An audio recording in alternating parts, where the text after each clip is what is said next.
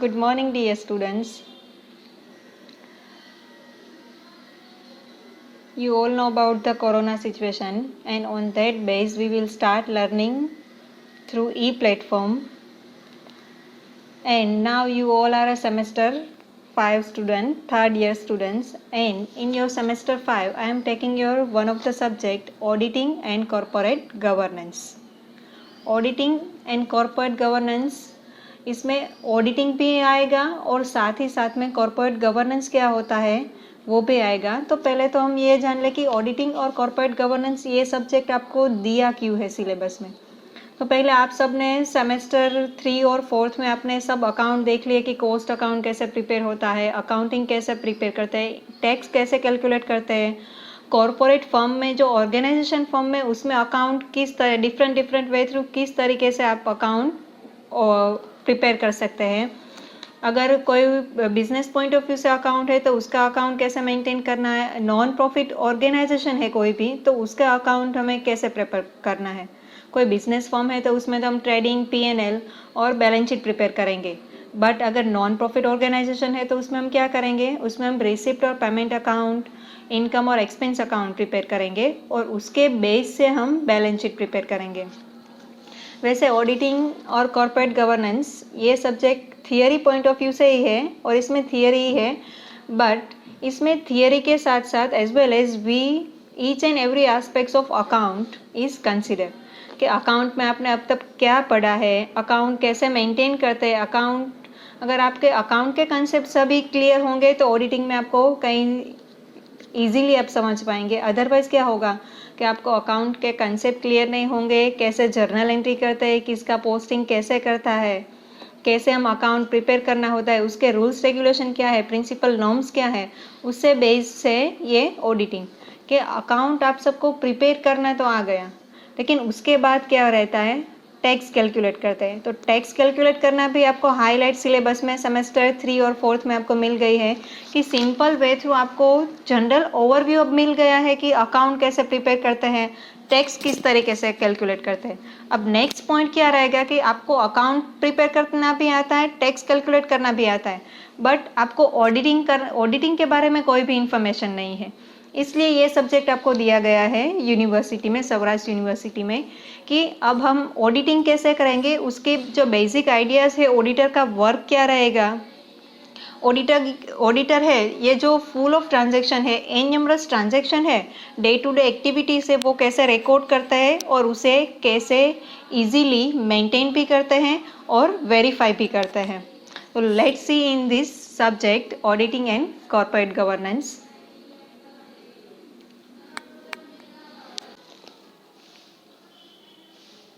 Before start the syllabus start करने से पहले मैं आपको 3 टर्म बताना चाहती हूँ कि वो 3 टर्म के बारे में आपको क्लियरली अपडेट रहना है और आपको पता होना चाहिए कि वो टर्म का मीनिंग क्या होता है।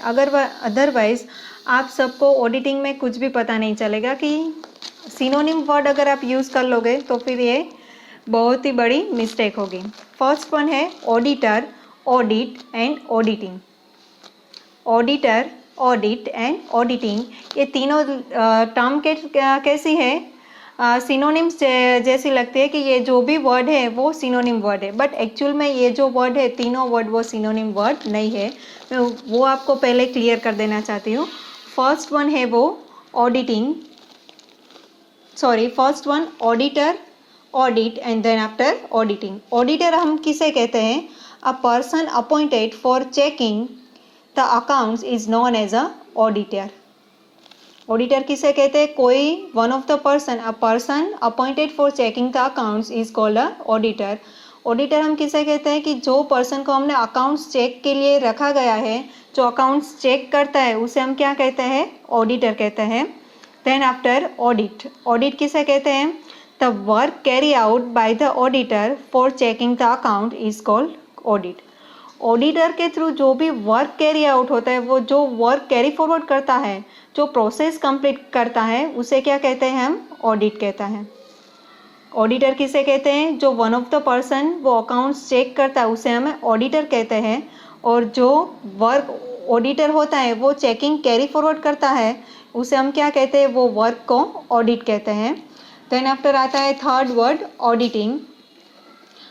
द सिस्टम और process of such checking the account is called auditing. कि जो सिस्टम है, जो प्रोसेस है जिसके थ्रू हम अकाउंट्स चेक करते हैं उसे हम क्या कहते हैं? ऑडिटिंग कहते हैं। क्लियरली नोट भी कर लीजिएगा आप ये तीनों term, audit, auditing and auditor. Auditor किसे कहते हैं? जो पर्सन अकाउंट्स चेक करता है उसे हम क्या कहते हैं? Known as auditor. ऑडिट किसे कहते हैं? जो अकाउंट्स चेक होता है वो जो प्रोसेस होती है चेकिंग की उसे हम क्या कहते हैं? ऑडिट कहते हैं। और ऑडिटिंग क्या किसे कहते हैं हम? Process of such checking the accounts is called auditing. कि जो भी हम अकाउंट्स चेकिंग की प्रोसेस कंटिन्यू करते हैं उसे हम क्या कहते हैं? ऑडिटिंग कहते हैं। आई थिंक सिलेबस में तो हमें 4 यूनिट दिए गए हैं, थोड़ा सा लेंथी सिलेबस है, लेकिन हमें इससे डरना नहीं है। जो भी इम्पोर्टेंट है वो हमें खास ध्यान रखना है कि जिससे बेस पर हमें क्वेश्चन पूछे जाता है यूनिवर्सिटी में। तो फर्स्ट यूनिट है हमारा कंपनी ऑडिट। कंपनी ऑडिट में फर्स्ट यूनिट है हमारा, उसमें introduction of auditing, origin and development of auditing, meaning, definition, characteristics of auditing, scope, principle of auditing, functions and limitation of auditing, bookkeeping, accountancy, auditing and investigation. Next one, objective of auditing and advantages is, let's see, introduction. Economic decision in every society must be based upon the information available at the time the decision is made. कि economic decision every society के किस पर base करता है? कि जो भी हमारे पास इंफॉर्मेशन अवेलेबल होती है, जो भी टाइम हमारे पास जो इंफॉर्मेशन अवेलेबल है उससे बेस्ड हम डिसीजन लेंगे। Unreliable information can causes inefficient use of resource to the determine of the society and to the decision maker themselves. कि अनरिलायबल इंफॉर्मेशन, जो हमारे पास प्रॉपर इंफॉर्मेशन नहीं होगी, रिलायबल इंफॉर्मेशन हम कलेक्ट नहीं कर पाएंगे, तो फिर क्या होगा कि जो सोसाइटी है या फिर एनी ऑफ द पर्सन है या फिर एनी ऑफ द कंपनी है वो डिसीजन भी प्रॉपर ले नहीं पाएगी। As the society become more complex, there is an increased likelihood the unreliable information will be provided to decision makers. कि as a society become more complex, there is an increased likelihood that unreliable information will be provided to the decision maker. कि जो decision maker है, जो complex situation create हो जाएगी unreliable information की वजह से, प्रॉपर रिलायबल इंफॉर्मेशन नहीं होगी, उसकी वजह से क्या रहेगा कि प्रॉपर डिसीजन नहीं ले पाएंगे, और डिसीजन हमारा प्रॉपर नहीं होगा तो उसके बेस पर जो हमारे प्रॉफिट लॉस की सिचुएशन है कंपनी फॉर्मेशन में, या फिर जो बेनिफिट्स हैं वो हम बेनिफिट्स अचीव नहीं कर पाएंगे। There are several reason for this: remoteness of information, voluminous data, and the extent of complex exchange transaction. There are several reasons. Unreliable information के बारे में काफ़ी सारे रीज़न है। रिमोटनेस ऑफ इंफॉर्मेशन, के जो भी इंफॉर्मेशन है हम प्रॉपरली कलेक्ट नहीं कर पाते हैं, और किस वे थ्रू में कलेक्ट करनी है उसकी इंफॉर्मेशन हमारे पास नहीं है। वॉल्यूमनेस ऑफ डेटा, कि हमारे पास जो डेटा है वो डेटा कैसा है? वॉल्यूम में ज़्यादा है। वॉल्यूम मीन्स क्या होगा? जो डेटा है वो बल्क में डेटा हमारे पास रहेगा, कि वो इजीली हम कोई एक बुक में मेंटेन नहीं कर पाएंगे, या फिर कोई सिंपल सी नोट हम मेंटेन नहीं कर पाएंगे। उसके लिए जो डेटा रहेगा हम वो हमारा काफ़ी ज़्यादा बल्क में और ज़्यादा डेटा रहेगा। And the expanse of complex exchange transaction, existence of complex exchange transaction, और जो ट्रांजेक्शन है, जो एक्सचेंज ट्रांजेक्शन है उसकी भी कॉम्प्लेक्स सिचुएशन रहेगी। वो किस तरीके से कि कंपनी फॉर्मेशन में डे टू डे कितने सारे ट्रांजेक्शन होते हैं, लेकिन वो मेंटेन अगर हम प्रॉपर वे थ्रू नहीं कर पाएंगे तो फिर वो ट्रांजेक्शन, अगर हमें कोई एक भी ट्रांजेक्शन कोई भी डेट का ढूंढना है तो फिर वो सिचुएशन कैसी हो जाएगी? कॉम्प्लेक्स सिचुएशन हो जाएगी। और ट्रांजेक्शन भी हमें सिस्टमेटिक मैनर, सिक्वेंशियल हमने मेंटेन नहीं किए होंगे तो कोई भी ट्रांजेक्शन हम पता नहीं कर पाएंगे। अगर हमें ट्रांजेक्शन के बारे में जानना है या फिर ढूंढना है कि इस मंथ में इस डेट को कौन सा ट्रांजेक्शन टेक प्लेस किया था, वो हमें इजीली अवेलेबल नहीं होगा। अगर हमने रिलायबल इंफॉर्मेशन और proper systematic way through information collect की होगी तो फिर हम ट्रांजैक्शन को इजीली फाइंड आउट कर पाएंगे. As a means of overcoming the problem of unreliable information, the decision maker must develop a method of ensuring him that the information is sufficiently reliable. Okay, a means of overcoming the problem of unreliable information. ये जो unreliable information है, proper information नहीं है हमारे पास, वो problem है, उसे हम ओवरकम कैसे कर सकते हैं? The decision maker must develop a method of ensuring him. तो डिसीजन मेकर है, तो डिसीजन मेकर कंपनी का ऑनर भी हो सकता है, कोई ऑडिटर भी हो सकता है, और एनी ऑफ द पर्सन की जिसको प्रॉपर इंफॉर्मेशन चाहिए उसको प्रॉपरली डिसीजन लेना होगा और कोई ऐसी मेथड डेवलप करनी होगी कि जिसकी वजह से वो प्रॉपर और रिलायबल इंफॉर्मेशन वो ढूंढ पाए और उसे मेंटेन कर पाए. That the information is sufficiently reliable for this decision, और कोई भी डिसीजन लेने के लिए वो इंफॉर्मेशन उसके लिए सफिशेंटली हो. अगर उसने सिस्टमेटिक मैनर थ्रू या फिर कोई भी मेथड थ्रू मेंटेन की होगी तो फिर वो उसे सफिशेंटली इन जो भी डिसीजन लेना है वो ले पाएंगे. अदरवाइज सफिशेंट इंफॉर्मेशन अवेलेबल नहीं होगी तो वो प्रॉपर डिसीजन नहीं ले पाएंगे. In doing this he must weigh the cost of obtaining more reliable information against the expected benefit. कि जो भी इंफॉर्मेशन हमें कलेक्ट करनी है, इंफॉर्मेशन अगर हमें कोई मेथड थ्रू कलेक्ट करनी है, सिस्टमेटिक वे थ्रू कलेक्ट करनी है, तो फिर बट ऑब्वियस है उसमें जो भी कॉस्ट है वो कॉस्ट ज़्यादा रहेगी. बट वो कॉस्ट के सामने अगर हम उसके बेनिफिट देखेंगे तो फिर क्या रहेगा, उसके बेनिफिट हमें ज़्यादा मिलेंगे. क्योंकि कॉस्ट के सामने, मैं आपको एक एग्जाम्पल के थ्रू समझाती हूँ कि आपको कोई भी, आप कोई कंपनी में जॉब करते हो या फिर आपकी कोई कंपनी है, तो फिर आप मान लीजिए कि आपके XYZ नाम की कोई भी कंपनी है, तो फिर आप क्या डिसीजन लेंगे कि आपको प्रॉपरली रिकॉर्ड मेंटेन करना होगा. तो फिर आप अकेले इंसान तो ये रिकॉर्ड मेंटेन नहीं कर पाएंगे, तो रिकॉर्ड मेंटेन करने के लिए क्या करना पड़ेगा, आप एम्प्लॉय रखोगे. तो एम्प्लॉय आप रखोगे तो उसको आपको सैलरी पे आउट करनी पड़ेगी. तो अगर आपको सिस्टमेटिक वे थ्रू इंफॉर्मेशन चाहिए कि जिसकी बेस से आप डिसीजन ले पाओ प्रॉपरली, तो उसके लिए आपको सैलरी पे करोगे एम्प्लॉय को, तो फिर वो आपका कॉस्ट इंक्रीज होगा. बट ये कॉस्ट के बारे में हमें नहीं सोचना, हमें सोचना किसके बारे में है कि उसके सामने हमें बेनिफिट्स क्या अवेलेबल होते हैं. अगर आपका यहाँ पे ऑडिटिंग के बारे में ही देख लो कि ऑडिटिंग करने के लिए हमें ऑडिटर और अकाउंटेंट और जो भी असिस्टेंट रखने पड़ेंगे अकाउंट मेंटेन करने के लिए. बट उसके सामने हम प्रॉफिट लॉस की और कंपनी में कोई भी एरर या फिर फ्रॉड नहीं हो रहा है उसके बारे में हम इजीली पता कर पाएंगे.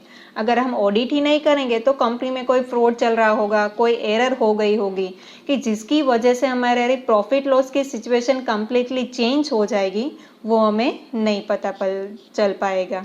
इसलिए खास ध्यान रखना कि जो भी हमें इंफॉर्मेशन कलेक्ट करनी है वो बेस्ट वे और सिस्टमेटिक मैनर थ्रू और मेथड थ्रू हमें इंफॉर्मेशन कलेक्ट करनी है.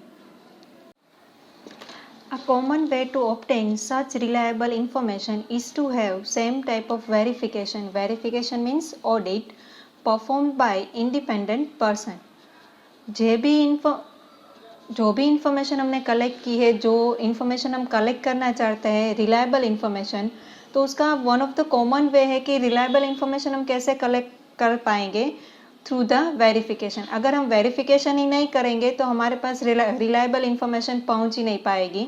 अगर हम चेक करेंगे, वेरीफाई करेंगे तो फिर हमारे पास रिलायबल इंफॉर्मेशन पहुंच पाएगी. ये जो भी वर्क है हम थ्रू द ऑडिट और कोई भी इंडिपेंडेंट पर्सन है वो कर सकता है. इन शॉर्ट, कोई भी अगर हमारे ऊपर कोई ऑब्जर्वर होता है तो हम जो भी वर्क करते हैं वो कैसे करते हैं, प्रॉपर करते हैं. और अगर कोई ऑब्जर्वर ही नहीं होता है तो फिर हम एग्ज़ाम देते हैं या फिर कोई भी काम करते हैं तो फिर हम वो काम प्रॉपर तरीके से नहीं करते हैं. The audited information is then used in the decision making process on the assumptions that it is reasonably complete, accurate and unbiased. The audited information कैसी है, is then used in the decision making process. जो भी audited information होगी वो company के point of view से जो भी डिसीजन लेने रहेंगे कि कोई भी डिसीजन लेना है कि कंपनी में कोई प्रोजेक्ट हमें अडॉप्ट करना है, तो फिर हम पहले क्या देखेंगे कि हमारे पास उतना बजट अवेलेबल है कि नहीं। अगर हमारे पास बजट ही नहीं रहेगा, हमारे पास रेवेन्यू ही उतनी जनरेट नहीं हुई होगी, तो फिर हम वो प्रोजेक्ट अडॉप्ट कर पाएंगे नहीं। इन शॉर्ट, प्रॉफिट लॉस की सिचुएशन के बारे में अगर हमें प्रॉपरली आइडिया होगा तो फिर न्यू प्रोजेक्ट हम अडॉप्ट भी कर पाएंगे, न्यू बिजनेस हम स्टार्ट भी कर सकते हैं। Then used in the decision making process on the assumption that is the reasonably complete, accurate and unbiased. जो भी इंफॉर्मेशन है वो अजम्पशन के बेस ऊपर हम ले सकते हैं, वो भी ऑडिटेड इंफॉर्मेशन सभी, और एक्यूरेट एंड अनबायस्ड डिसीजन है हम वो ले सकते हैं। Next one point, origin and development, के ऑडिटिंग का ओरिजिन कैसे हुआ और उसका डेवलपमेंट किस तरीके से हुआ है। ऑडिटिंग तो काफ़ी टाइम से है, लेकिन पहले क्या होता है कि पहले हम उसे ऑडिटिंग नहीं कहते थे, वो हम देखेंगे। The term audit is derive from the Latin term audire which means to hear. Auditing का मीनिंग क्या है और ऑडिटिंग वर्ड कहाँ से डिराइव किया होता है वो खास याद नोट कर लीजिएगा आप। ऑडिटिंग वर्ड लैटिन टर्म है, लैटिन वर्ड ऑडियर से हमने ऑडिटिंग वर्ड डिराइव किया है, और ऑडिट का मीनिंग क्या होता है, टू हियर। और सम ऑफ द रेफरेंसेस बुक में टू हियर की बदले हमने दूसरा जो जो लिसनिंग वर्ड भी यूज़ किया है कई सारी रेफरेंसेस में। ऑथर के बेस से ये चेंज होता रहेगा, इसलिए हमें तो दोनों ही याद रखना है। ऑडियर का मीनिंग क्या रहेगा, टू हियर भी होगा और लिसनर भी होगा।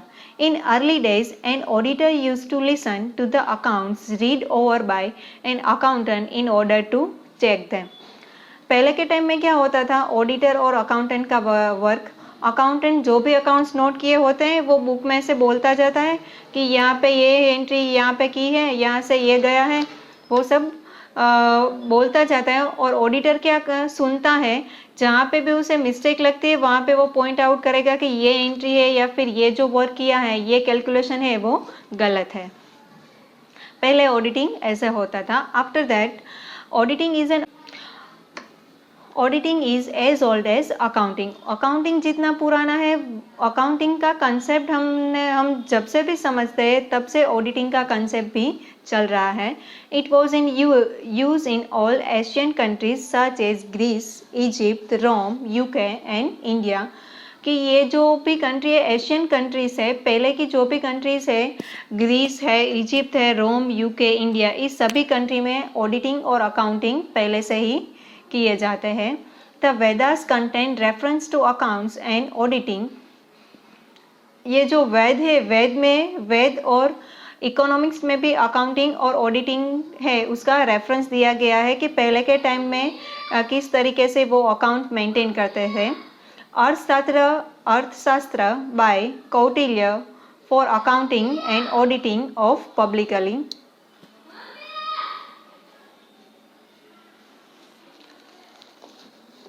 Auditing evolved and grew rapidly after the Industrial Revolution in the 18th century, with the growth of the joint stock companies, the ownership and management become separated.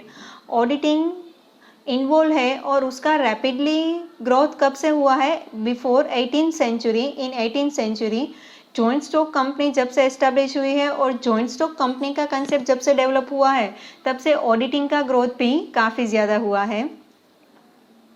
The shareholders who were the owners need a report from an independent expert on the accounts of the company managed by the board of directors who were the employee. Shareholder who were the owners needed a report from an independent expert. जो भी कोई भी company है उसमें क्या रहता है कि शेयर होल्डर को ओनर ऑफ द कंपनी हम मानते हैं, वो आप सबको पता ही है, अकाउंट में भी काफ़ी बार आ गया है। शेयर होल्डर कौन है, ओनर ऑफ द कंपनी। ये जो शेयर होल्डर है उनको हमें कंपनी के बारे में ईच एंड एवरी एस्पेक्ट बताने, सभी इंफॉर्मेशन प्रोवाइड करनी होती है। तो शेयर होल्डर क्या करेगा, जो भी प्रमोटर्स है, डायरेक्टर्स है, उस पर ट्रस्ट नहीं करेगा, बट शेयर होल्डर क्या करेगा, वो अपनी साइड से कोई ऑडिटर अपॉइंट करेगा और उस ऑडिटर के बेस से वो क्या करेगा, वो एज अ जो भी रिपोर्ट प्रिपेयर करेगा उस पर वो ट्रस्ट करेगा। कोई डायरेक्टर या फिर प्रमोटर्स की कही हुई बात पे वो ट्रस्ट नहीं करेगा। इसलिए जो भी जॉइंट स्टॉक कंपनीज है, जो भी कंपनी फॉर्मेशन है, ऑर्गेनाइजेशन है, वो one of the independent expert appoint करते हैं एज अ ऑडिटर, कि वो कोई एक का इंटरेस्ट मेंटेन नहीं करते, वो कंपनी का इंटरेस्ट ही मेंटेन करते, ऐसा नहीं होता है, या फिर शेयर होल्डर का इंटरेस्ट ही मेंटेन करता है, ऐसा नहीं होता है। वो इंडिपेंडेंट एक्सपर्ट होता है जो अकाउंट्स चेक करता है, मैनेज करता है, और उसकी सभी इंफॉर्मेशन रिपोर्ट के थ्रू वो शेयर होल्डर और मैनेजिंग डायरेक्टर को वो इन्फॉर्म करता है। The original objective of auditing was to detect and prevent errors and frauds. Auditing का मेन ऑब्जेक्टिव और इम्पोर्टेंट ऑब्जेक्टिव क्या है ऑडिटिंग का? To prevent error and fraud. जो भी अकाउंट्स में एरर हो रही है, कोई भी फ्रॉड कंडक्ट हो रहा है, उसे वो इजीली हम प्रिवेंट कर सकें, स्टॉप कर सके, उसे सिक्योर कर सके। ये मेन और मोस्ट इम्पोर्टेंट ऑब्जेक्टिव है कि auditing was to detect and prevent error and frauds. Next one, in India it is found that the from of the days of the Chanakya. Origin और डेवलपमेंट हमने general तो देख लिया, but India में auditing और उसका जो डेवलपमेंट है वो कंसेप्ट कब से चल रहा है? ऑडिटिंग का कंसेप्ट है वो चाणक्य के टाइम से चल रहा है हमारे देश में। मेनली आप कई सारी सीरियल, चाणक्य की सीरियल देख रहे होंगे, या फिर कई सारी बुक आपने पढ़ी होगी, या फिर कोई भी बुक आपने पढ़ी होगी चाणक्य की, तो फिर आपको उसमें पता चल जाएगा कि वो कैसे अकाउंट मेंटेन करते हैं। कोई भी अगर किंग को कोई भी डिसीजन लेना हो तो वो किसकी एडवाइस लेते थे? चाणक्य की, कि जो सब अकाउंट्स होते हैं वो मेंटेन करते हैं, कि जो भी उसका जो कंट्री होता है उसके बारे में उसे सभी इंफॉर्मेशन रहती है। As per the Companies Act 1857, the auditing of companies accounts voluntary। Companies account है वो तो काफ़ी पहले से है, 18th सेंचुरी से है, बट वो जो कंपनीज अकाउंट एक्ट था वो ब्रिटिश लोगों ने प्रिपेयर किया था, और उस पर द कंपनी, वो जो कंपनीज एक्ट था वो 1857 का था। 1857 का जो एक्ट था उसमें क्या बताया गया कि अब ऑडिटिंग का कंसेप्ट तो डिराइव हो गया था, उसका डेवलपमेंट भी हो गया था, बट ऑडिटिंग कंपलसरी नहीं था, वो वॉलेंटरी था, कि कोई भी कंपनी को या फिर कोई बिजनेस पर्सन को ऑडिटिंग करना हो तो वो कर सकता है, ऐसा कोई फोर्सफुली रिस्ट्रिक्शन नहीं था। But after the next amendment 1913 made the audit of the company accounts compulsory. But Indian companies act के अकॉर्डिंग 1930 का जो अमेंडमेंट हुआ उसमें जो कंपनी अकाउंट्स थे वो कंपलसरी कर दिए गए। लेकिन ये अकाउंट्स कंपलसरी किस तरीके से किए, उसकी भी टर्म्स और कंडीशन थी कि कोई भी कंपनी या फिर कोई भी बिजनेस का प्रॉफिट का टर्नओवर इतने रुपीज़ से इतने तक का है, 25 लाख रुपीज़ से ज़्यादा है, तो उसके लिए कंपलसरी ऑडिटिंग है। उस तरीके से कंपनीज एक्ट में अलग अलग प्रोविज़न दी गई थी कि जिससे बेस हम ये डिसीजन ले पाए। With the increase in the size of the business, size of the companies and the volume of transaction, the objective of audit shifted, and audit was expected to ascertain whether the accounts were true and fair rather than detection of errors and fraud. After 1930 जो भी business थी, companies की size भी increase हो गई, number of company भी increase हो गई, और जो कंपनी का एग्जिस्टेंस था वो भी लार्ज लेवल पे ट्रेड करने लगे थे, वॉल्यूम ऑफ ट्रांजैक्शन ज़्यादा हो गए थे। तो अब ऑडिट का ऑब्जेक्टिव शिफ्ट कहाँ पे हुआ? Volume of transaction, the objective of audit shifted and audit was expected to ascertain. Objective का जो भी ऑब्जेक्टिव था वो ऑडिट का ट्रांसफ़र हो गया। किस पर ट्रांसफ़र हुआ? कि accounts way true and fair view given. जो भी अकाउंट्स प्रिपेयर किए गए हैं उसका जो प्रॉपर वे है, जो अकाउंट्स मेंटेन किए जाते हैं कंपनी में, वो ट्रू और फेयर व्यू डिस्क्लोज करते हैं कि नहीं। मीन्स प्रॉफिट और लॉस की सिचुएशन कैसी है, बिजनेस की फिनेंशियल कंडीशन कैसी है, बिजनेस में कोई कंपनी में कोई एरर और फ्रॉड तो कंडक्ट नहीं हुआ, उसे इजीली हम कैसे डिटेक्ट कर सकते हैं, वो हमारा मेन पॉइंट रहेगा। Hence, the emphasis was not arithmetical accuracy but a fair representation of the financial efforts. The Companies Act 1932 also present the education of the auditor. Audit में only for arithmetical point of view से ही हमें check नहीं करना है कि arithmetical plus minus है, division है, मल्टीप्लिकेशन है, वो प्रॉपर है, चलो हमारा अकाउंट सही है, या फिर सम का आंसर आ गया, बैलेंस शीट टैली हो गई, हमारा सम सही है, ऐसा नहीं मानना है। क्योंकि आप सबको पता है कि अगर बैलेंस शीट टैली भी हो जाए लेकिन आपका सम गलत होगा या फिर एंट्री आपने गलत दी गई होगी तो बैलेंस शीट तो टैली हो जाएगी, बट जो आपका एडजस्टमेंट है उसकी इफेक्ट आपकी सही नहीं होगी। सेम वैसे ही ऑडिटिंग में है कि ऑडिट अगर कोई भी करता है तो प्रॉफिट और लॉस की सिचुएशन तो हमें चेक करनी है, बट उसमें अरिथमेटिकल प्लस है तो फिर टोटल सही है वही चेक नहीं करना है, बट फिनेंशियल रिप्रेजेंटेशन भी हमारा परफेक्ट होना चाहिए। इसलिए 1932 का जो कंपनीज एक्ट था उसमें क्या बताया गया कि ऑडिटर की एजुकेशन अब क्या होनी चाहिए। कोई भी पर्सन आके तो ऐसा नहीं कह सकता कि नहीं अब मैं ऑडिटिंग कर सकता हूँ या फिर मैं आपके कंपनी के अकाउंट्स चेक कर सकता हूँ। उसकी एजुकेशन थी वो एक प्रीसाइज की गई थी।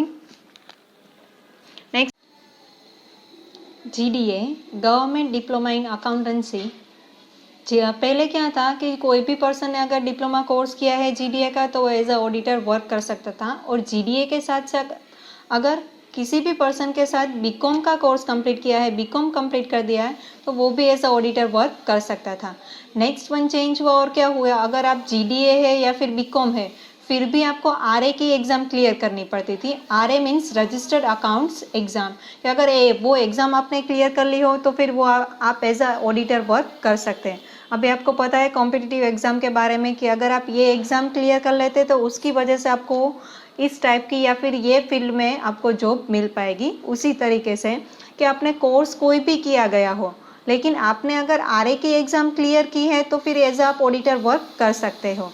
Next one, the institute of chartered accounts of India has 2 type of member.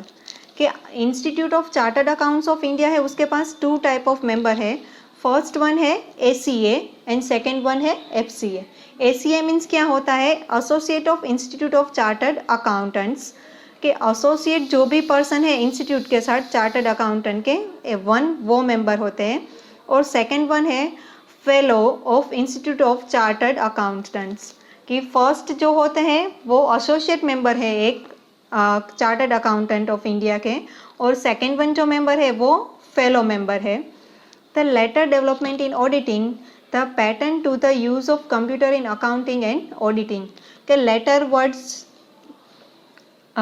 One के डेवलपमेंट जैसे जैसे होता हो गया वैसे क्या हुआ कि ये जो अकाउंटिंग और ऑडिटिंग का कंसेप्ट है वो कंप्यूटर बेस्ड आ गया, computer based accounting system. In this unit में ही हम ये पढ़ेंगे कंप्यूटर बेस्ड अकाउंटिंग सिस्टम क्या है, उसके मेरिट डिमेरिट्स क्या है, वो सब भी। In conclusion, it can be said that auditing has come a long way from the hearing of accounts of taking the help of computer to the examine computerized accounts. In conclusion, it can be said that auditing has come a long way from hearing of accounts। कि auditing कहाँ तक पहुँच गए हैं, पहले हमने origin में जब स्टार्ट किया था तब कहाँ था कि अकाउंटेंट है वो अकाउंट्स बोलते जाता है और ऑडिटर क्या करता है उसे सुनता जाता है। तो यहाँ पे सेम दिया गया है कि auditing has come a long way from hearing of account to taking the help of computer to the examine computerise accounting. के हियरिंग से वो कहाँ तक पहुँच गया, कंप्यूटराइज बेस तक अभी हाल वो पहुँच गया है auditing. Next one auditing, review, prepare, conduct, follow up, complete report, initiate। Next one, I think this is clear, and if there is any doubt then contact me. Okay, thank you, stay safe, stay home.